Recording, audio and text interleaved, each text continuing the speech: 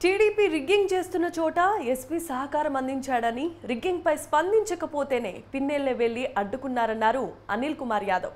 పిన్నెల్లి రామకృష్ణారెడ్డి కొడుకు తల పగలగొట్టిన పోలీసులు స్పందించలేదన్నారు. మాచర్లలో మిగతా నియోజకవర్గాల పరిధిలో ఈవీఎంలు పగిలిన చోట ఎందుకు చర్యలు తీసుకోలేదని ఆయన ప్రశ్నించారు.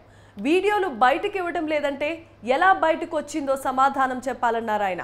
ఒక సామాజిక వర్గం అధికారులను అడ్డం పెట్టుకొని రిగ్గింగ్ చేశారని మండిపడ్డారు.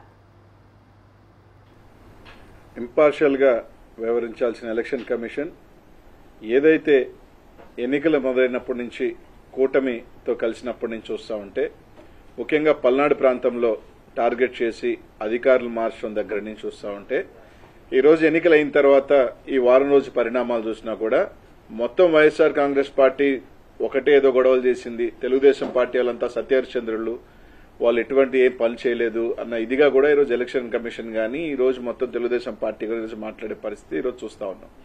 అదిగాక 13వ తారీఖు నుంచి ఈ రోజు దాకా మాచర్లో జరిగిన గొడవలు కావచ్చు, లేకపోతే పిన్నెల్లి రామకృష్ణారెడ్డి గారి మీద వస్తున్న అపోహలు కావచ్చు, అన్నీ కూడా ఈరోజు స్పష్టంగా మేము ఒకటే చెప్పదలుచుకున్నాం.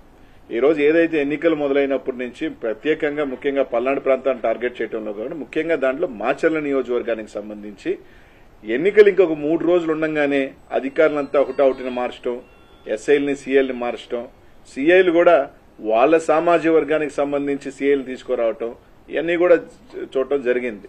ఈరోజు వాస్తవానికి ఆ రోజు ఎన్నికల రోజు కూడా అనేక సార్లు మా ఎమ్మెల్యే అభ్యర్థి రామకృష్ణారెడ్డి గారు